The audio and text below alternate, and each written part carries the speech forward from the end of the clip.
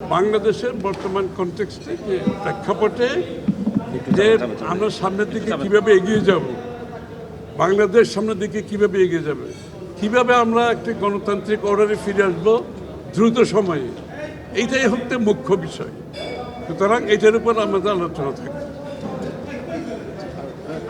এটা হচ্ছে সবচেয়ে বাংলাদেশের মানুষের জন্য এই মুহূর্তে আমরা কত দ্রুত একটি গণতান্ত্রিক অর্ডারে ফিরে যাব বাংলাদেশ, সেইটা হচ্ছে মুখ্য বিষয়। এবং সেটাকে এগিয়ে নিতে গেলে আমরা কত তাড়াতাড়ি নির্বাচনের দিকে যেতে পারবো, এবং তার সমাধান তো আপনি গণতান্ত্রিক অর্ডারে যদি যেতে হয় আপনি নির্বাচন ব্যতীত সেটা তো সম্ভব না। এইটাই সবচেয়ে মুখ্য বিষয় আজকে, এবং আমি নিশ্চিত এটার উপর আমাদের আলোচনা হবে। কোথায় সংকট? আমরা তো কোনো সংকট দেখছি। প্রধান উপদেষ্টা পদত্যাগ করবেন।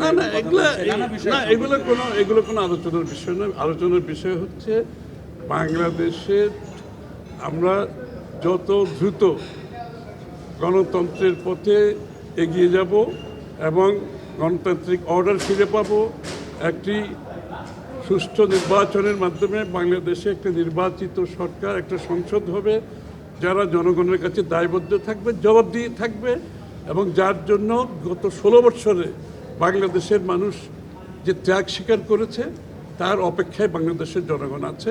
সুতরাং এটাই হচ্ছে মুখ্য বিষয়, এটার উপর আলোচনা হবে। আমাদের সন্তুষ্টির ব্যাপার, এটা দেশের মানুষ, দেশের জনগণের যেই জন্য মানুষ ত্যাগ স্বীকার করেছে, জনগণের সন্তুষ্টির জন্য আপনার রাজনীতি। আমাদের রাজনীতি জনগণের সন্তুষ্টি, জনগণকে সাথে নিয়ে আমরা রাজনীতি করি, এবং তাদের কথাগুলো আমাদেরকে বলতে হয়, তাদের প্রত্যাশা আমাদেরকে পূরণ করতে হয়।